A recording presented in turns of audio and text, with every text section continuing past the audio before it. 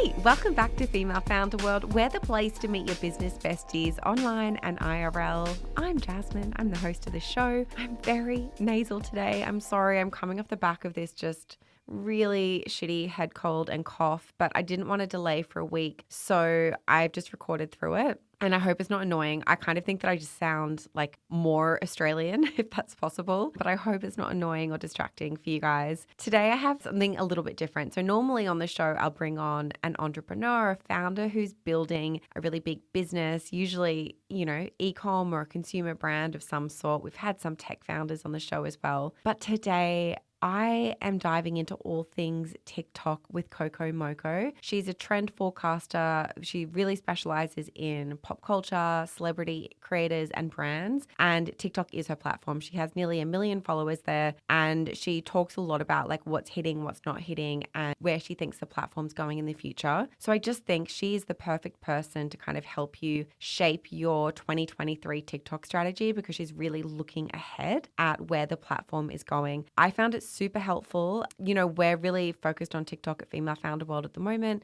This is a big part of our Q4 strategy. So I wanted to speak to a pro, like quite selfishly, and figure out what the hell should we be doing. And I hope that you find the conversation as helpful as I did. And if you're a regular listener, I'm about to ask you to drop a 5-star review wherever you listen to podcasts. It's a really, really important way of really getting us in front of new audiences, helping us find sponsors and getting us up on those podcast charts. And it just makes me really happy when I see your feedback come in. So thanks for everyone who's done that. And if you haven't, it just takes a couple of minutes and you can do it in your podcast app. Okay, let's get into the show. You are now entering Female Founder World with your host, Jasmine Garnsworthy. Coco, welcome to Female Founder World. I'm so excited to have you on the show.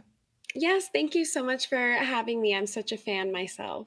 Okay, we have so much to talk about, but for folks who aren't familiar with you, you have nearly 900,000 followers on TikTok. You're known as this like crystal ball of pop culture trend prediction.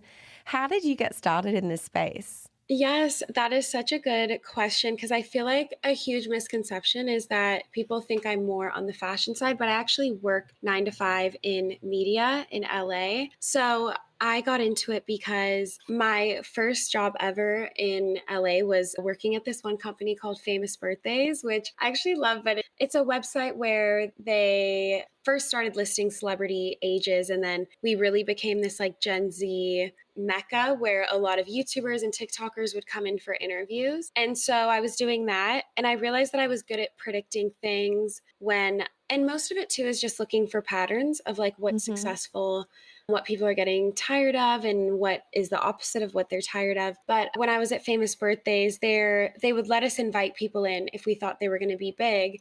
And there was one girl I invited in who had like 50,000 followers at the time. And I was like, I just feel like she's going to be big. She came in. It ended up being Charlie D'Amelio. And we were her first ever interview. And casual, yeah. We were her first ever interview. And the videos were getting, I think there's one with like 40 million views on YouTube. Wow. The videos were just blowing up. And we were like, I remember at first they thought that maybe there was something wrong with the algorithm on TikTok and YouTube. But then we just realized that these TikTokers were who people cared about. So I really honed my skills there by just bringing in people that I thought would be big and then they would blow up. So I was like, okay, maybe I'm good at that. And from there, I got asked to come.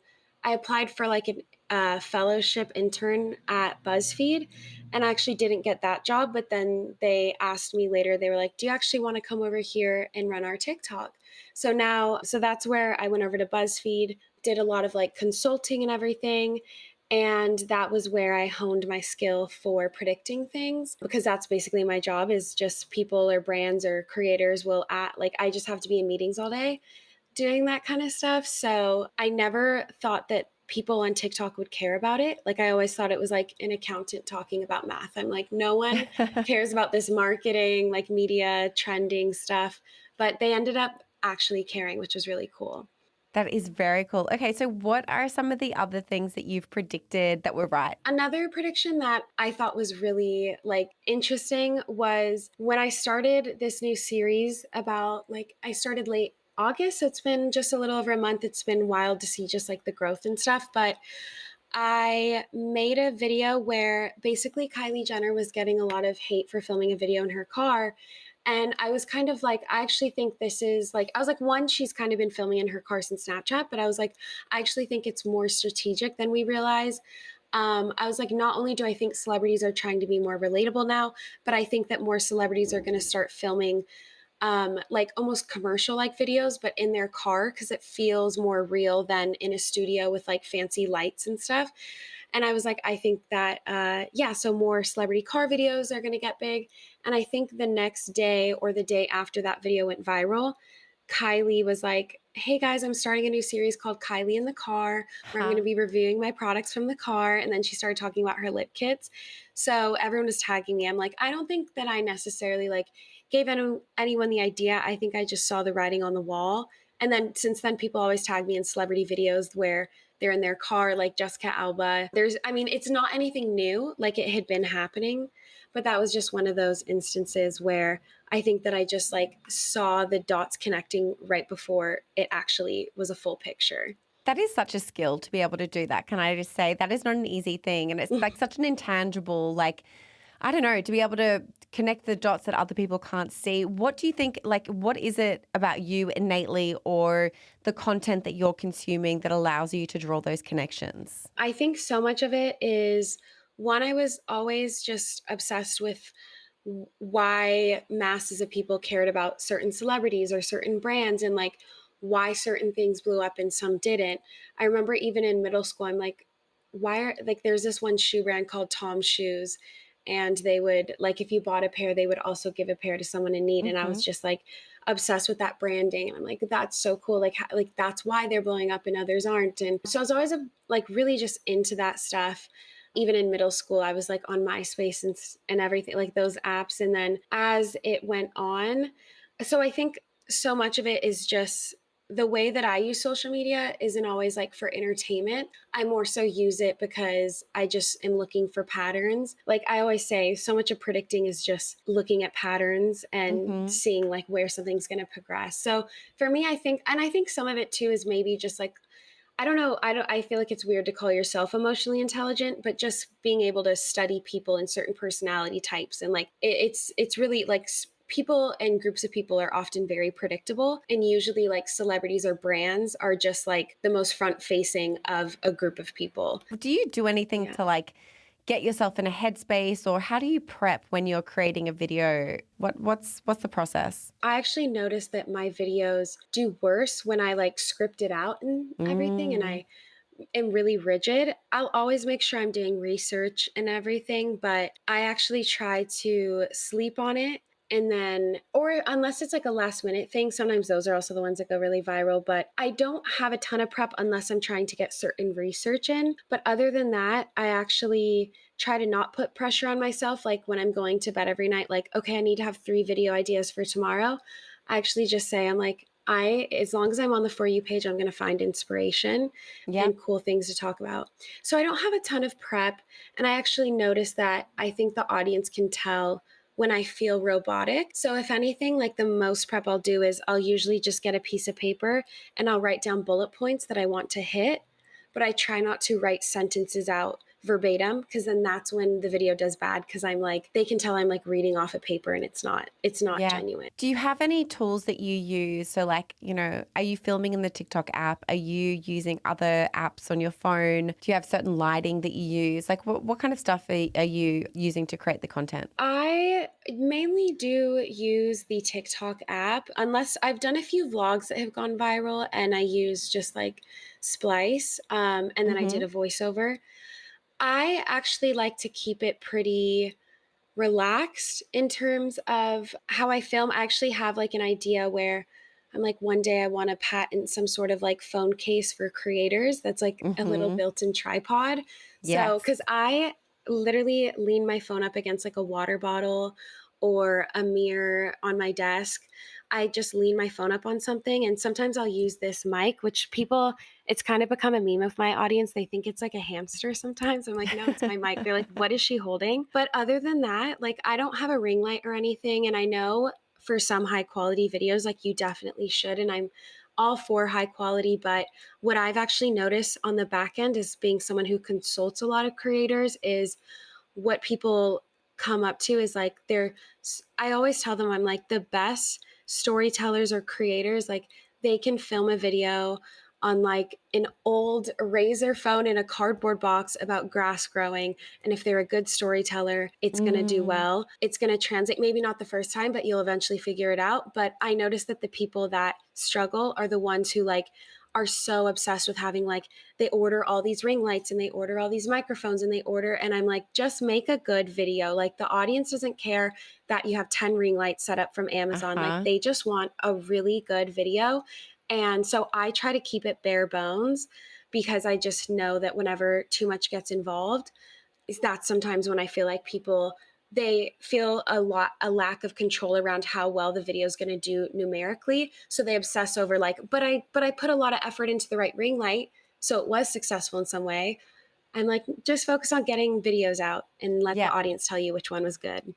A lot of the people listening to the podcast are building consumer brands. We've got a lot of e-commerce businesses. Some of them built these businesses on TikTok. Some of them just haven't quite hit on TikTok yet. And as Mm-hmm. someone who's really embedded in this space, why do some consumer brands blow up and most of them don't? I think that part of it is for so long. I know me, I studied marketing and media in college, and what worked previously was these advertisement type videos that are very like text on screen, say everything you need to say, like very clean cut. And I think now people enjoy more of like this anti branding where sometimes they don't even mention the product in the video. They don't even say the name of the company in the video. Like if people like the video, they're going to see your handle and see the Mm-hmm. company name in the handle. And so I think that what a lot of brands fail is that they're very, very rigid, which is like normal because that's what we're taught to be. Consumers, especially Gen Z and Gen Alpha, which like they're the ones right under Gen Z, they grew up like with iPads, so they can sense when something feels too markety, like corporate-y from a mile away. So they're smart. And so I always say go anti-branding. You know, if your company name is in your handle or your bio and you make a good video, people are gonna like look it up. Like they're gonna be interested in you. And then also the other thing is I notice it with small brands as well, but really everyone does this, is they just copy what's trendy. And I know trends are like big and stuff, but I always say, like, even on TikTok, you know, people are going to follow you or like buy your product because you're doing something that's so different that they can't find it anywhere else. Like, people aren't going to like your video about your new perfume if they saw 5 perfume videos that were exactly the same. Like, it's just repetition. So I always tell people, I'm like, do something, like, don't pay so much attention to trending audio and trending, like, if you're too fixated on trends, you're always going to be 3 steps behind everyone else. Spend a Mm. week where you don't post one trend video and all you do is you just film videos that are like just ideas you came up with yourself that are just something that you enjoyed making, not that you felt like you had to make because it was a trending audio that day. I think brands fixate too much on trends and being like everyone else, but people on TikTok follow, or just any platform, follow you because you're doing something that's different. So I think because of the virality of TikTok and the emphasis on trends on TikTok more than any other platform, people have lost touch with also needing to be unique, and that's where a lot of these dead ends come up for people. Do you think that there are any brands that you've seen that are doing a particularly great job that you point to as examples of like, hey, like this is a good example of someone who is creating great TikTok content? One of the brands that I really have been loving, it's called Selkie, and they're these dresses. Love that Um, brand. Those dresses are so fun. yeah, They're so cute. I know. I feel like they're really good because you can tell they've just created this fantasy world within their brand. And like, that's also part of it is people don't want to just buy a product. Like, if they're buying something that's from a new brand that's not like Kellogg's that they're already familiar with and grew up with, it's because not only do they like the product, but now they feel like they're identifying within a group that's bigger than them. Like, people want to feel like they're a part of something that's bigger than themselves. So the brands that can create almost these like worlds where people enter and they feel like they're a part of a community, I think Selkie does that really well. Like all of their videos feel like you're watching this fantasy. And sometimes I think they do trending audio. I know I follow them, but for the most part, the videos I see on my feed that go viral, like they're just doing their own thing. And it's like a video that someone would post like in the Victorian era if TikTok Mm. existed. Like you can tell it's like they've created this world. And I think that they're a great brand to look to in terms of like, and I always say the nicher you go, the quicker you grow. Like you can tell their brands, they just went very niche and their dresses are very niche, but that's the reason they're so popular. They're not trying to make leggings and make Mhm. eyeliner and make everything that's trending at the moment. They're just making what's true to them. A lot of the founders that I speak with are kind of saying, hey, like TikTok has shifted a lot in the last few months. It's changing so quickly all the time. How has TikTok changed in the last few months and where do you think it's going? Yes. Okay. So I actually think that one, I think TikTok is moving away from having like trending audios be what's the biggest thing on the platform. So I have a tin hat theory. It's not confirmed. Like I'm not sure. And TikTok has never said this to me. But my theory, and just in conversations I have, is that I think TikTok's trying to lean into longer form content. One, why they made the 10-minute feature a thing, but I think that they want to find a way to monetize the way YouTube has. Like Hmm. TikTok's biggest problem right now is that there's no way to really monetize except people buying sponsored posts every now and then. But I think that they are going to start rewarding creators and brands who can make longer videos. So then eventually they could put like mid roll ads on those videos. Or I always say, like, live streaming, which I know is very scary for people, but I just think that anything that's longer form, yeah, like trending audios, I don't think are as important anymore. And I think the reason people are struggling is they keep relying on trending audios. But I think TikTok knows that if they want to eventually put ads on videos, that no one's going to watch a 30-second ad for a 10-second video, but they might watch Yeah. a 30-second ad for a 3-minute video. I think that TikTok right now is rewarding people who are making some longer videos, but I always say don't do it fully. Like I still do minute videos because I want to post them on like YouTube and Instagram Reels, and those platforms haven't caught up. But I think, yeah, just the longer style. But I know, again, obviously that's harder for certain brands, like figuring out something that they can talk about for more than 3 minutes, but maybe aligning with creators, or when they reach out to creators, people that are making longer videos, and then that could be a way for them to test what their audience might like in the future. Smart. I'm really interested in what you were saying about live streaming just then, because there are so many, Mhm. aside from TikTok kind of leaning into that, there are a lot of other live streaming apps that are like shopping apps that are popping up now. A lot of beauty apps are really focused on live streaming. And it's so interesting, this shift towards live streaming and selling. What are you Yeah. seeing happening on TikTok in this space? And like, tell me more about people you think that are doing it well. I actually always say too, like, if American or Western media wants to know what's next, always look to what's happening in like the Asian media space because they're always a Hmm. few years ahead of everyone. In fact, TikTok is, I think, a Chinese company originally. So I know that there's a lot of live streaming that's happening there. And I think people think when they hear live streaming, they think that it's like they have to put a GoPro on their head and it's like their entire life. I'm like, no, you can be super intentional. Like it can just be an hour out of your week. In terms of shopping, I've seen a lot of trends, and it's actually something that's big with influencers in Asia, and it's starting to creep over, where they will actually go into a store. I'm guessing they get permission from them, or it's like a collaborative thing. And they're actually just live streaming themselves, like looking at purses and stuff, and their audience is telling them which one to buy. Or Mm. I like this one is so specific, but I always see this live stream pop up where I don't know if it's someone who owns like a wig store, but they just have like the wigs behind them, and like the audience is just telling them like which wig to put on. Like it's so random, but I think for even for brands, if they have like a lot of inventory, if they just go like even the founder, whoever, just goes live from their bedroom with like their big cardboard box, and they're just showing it to like their audience and having their audience tell them what they really like and what they should make more of or what they would buy. I'm definitely seeing the rise of influencers. Not it hasn't made it fully mainstream to the US yet, but where they're going into these stores and then filming themselves like in the store and then having the audience tell them what to get. In terms of like specific live streamers or creators, I can't think of anyone who's doing like the shop. Of course, I see the wig like people that do wigs. I guess just more so people are interested in like, I always say with live streaming, it doesn't have to be entertainment. It can be companionship. Like people just, Mm, they don't want you to tap dance and to sing and to skydive all in like 30 minutes.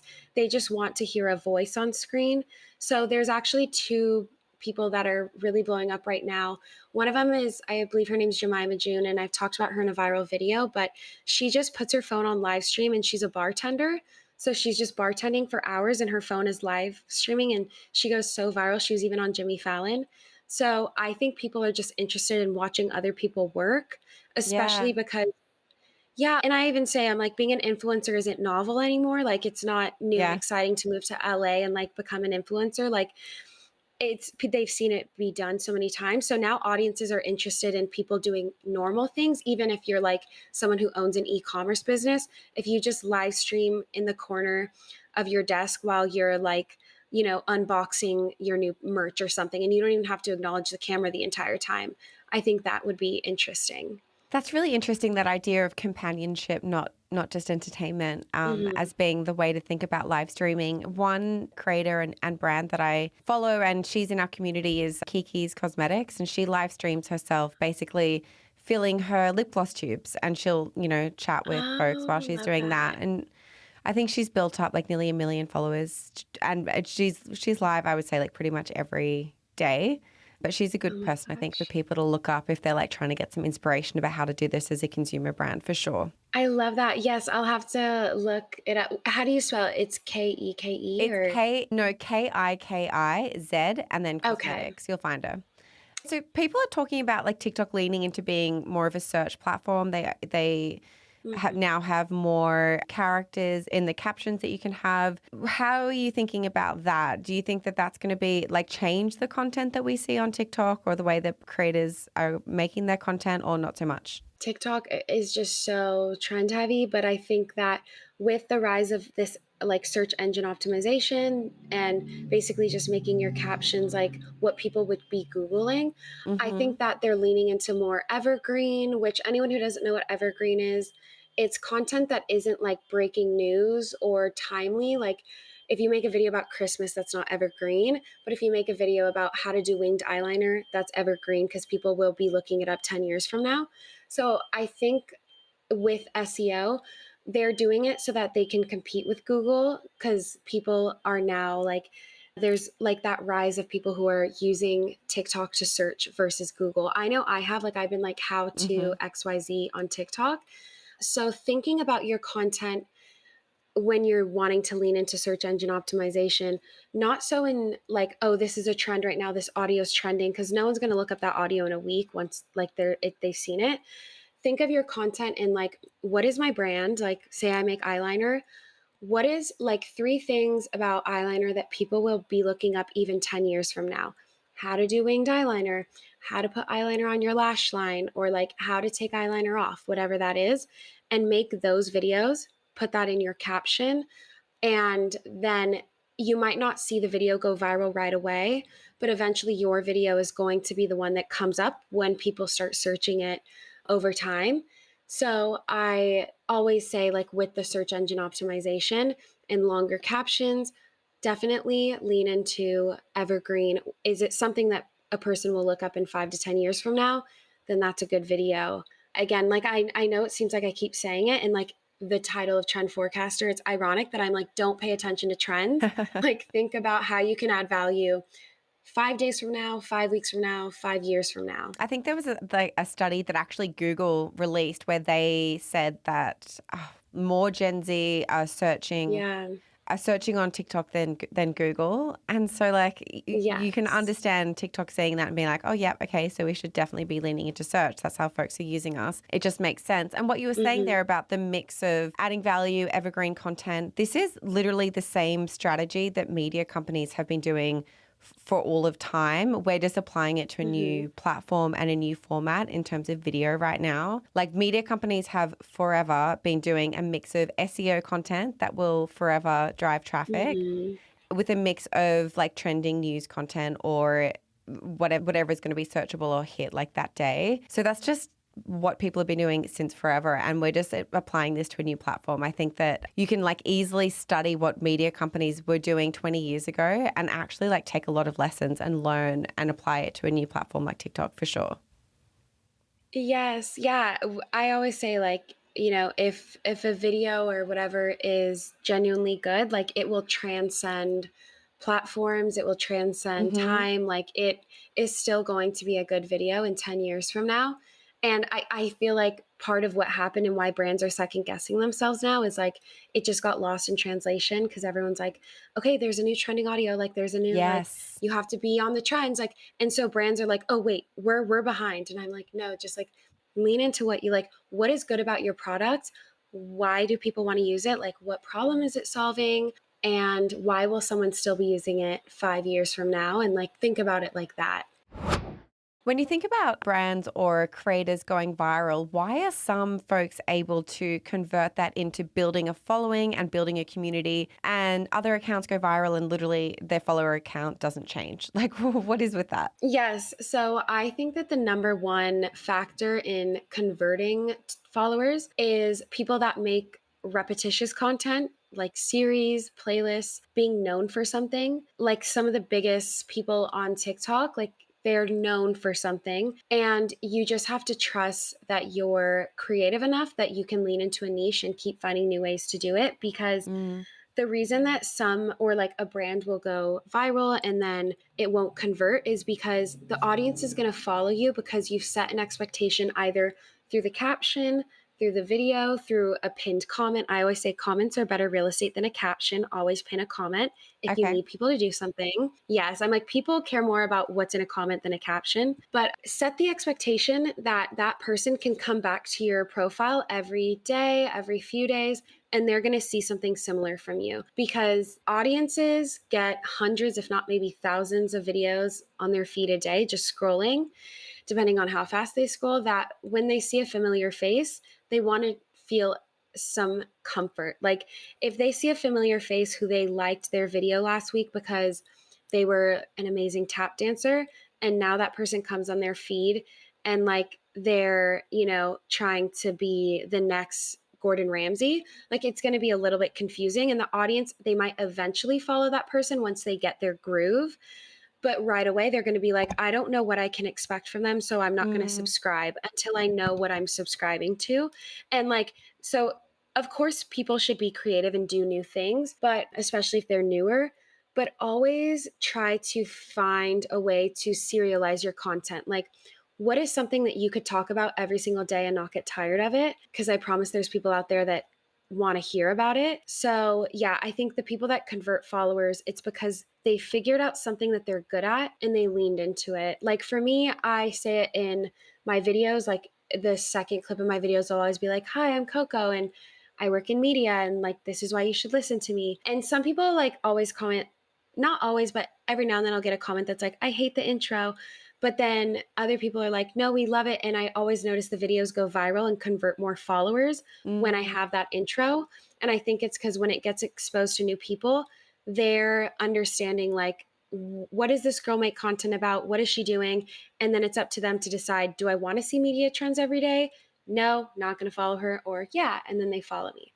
So yeah, I think being repetitive is something that helps people grow a following. Really smart. And for people who want to see what your content format is like, we've obviously linked your TikTok account in our show notes so folks can just go and check it out if they don't follow you already. I feel like in the business space, there is so much. There's like a really fine line between being helpful and building community and being spammy and coachy on TikTok in kind of that business space. And it's something that I've like definitely shied away from. And I think not just necessarily business, but I think for people who are listening to the pod, I think in like every category, there's like that, I don't know, there can be that tendency towards that spammy kind of vibe that people are really Yes. afraid of jumping on TikTok for. How can people avoid that kind of icky feeling when they're creating content? Yes, I totally noticed that. And there's a few like people that make content like me that I enjoy, but I actually try to like avoid it because one, I never want to like make content that's too familiar to anyone else or similar, but also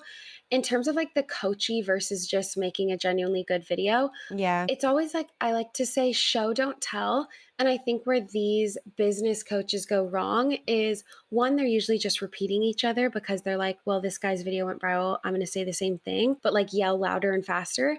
And like it's more like instead of saying, okay, this is what you need to be doing to become a millionaire. Okay, people have heard that, whatever. Like if they really wanted to know how to be a millionaire, they'll just Google it.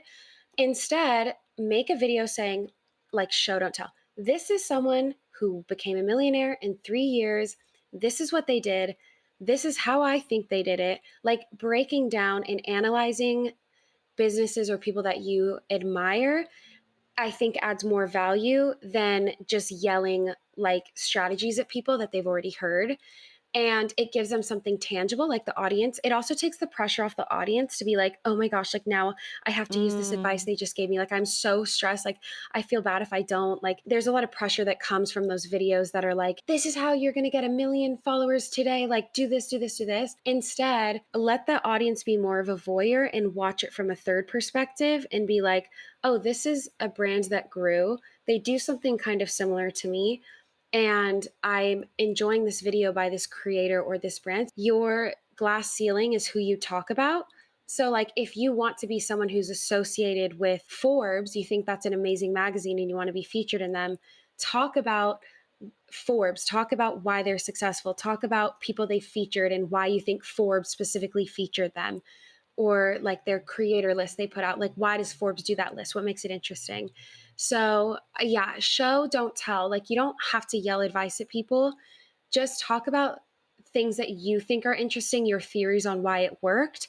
And people might take, they might find more value in that than feeling the pressures on themselves to now do it that day in that moment. Oh my God, Coco, you are so smart. Thank you so much for chatting with me today. I can't believe I have to end this episode. I could literally talk to you all I afternoon. know. But Yeah, thanks I for know. sharing all I'm the bummed. advice and congrats on all of your success so far. And for people who aren't following you, where can they find you all over the internet? Yeah, so you can find me Coco Moco, and I actually just like I'm starting to post longer videos on YouTube now. So Okay. I just did a video on what I think the Try Guys should do next. So if y'all are interested, Coco Moco, just if you search it on whatever platform you enjoy using, then you'll maybe find me. Amazing. Thank you so much. Thank you. Thanks for listening to that episode of Female Founder World with Coco Moco. All of those links and the TikTok accounts that she's mentioned have been included in the show notes. So I've just made it really easy for you guys to like continue your TikTok deep dive. I hope that's super helpful. If you want to come to one of our future events, we mentioned these in the podcast today. We are really, really leaning into this event format. We're doing these micro events twice a month. So far, you guys are loving them. We do one in New York every month and one in another city. If you want to find out about it, you do need to follow us on TikTok. That's where we're announcing them at the moment. We're at Female Founder World, and it is first and best dressed. Our events are free to attend. We have incredible speakers, amazing food and beverages. We always pop up in a really cute space. They're really high value and totally free to attend, like I just said, but you need to get your name on the list because they do kind of fill up usually within 24 hours after we announce the event, particularly in New York. So if you want to find out about those, go and follow us on TikTok at Female Founder World and follow me at Jazz Carnsworthy. All right, I'll chat with you next week. Bye.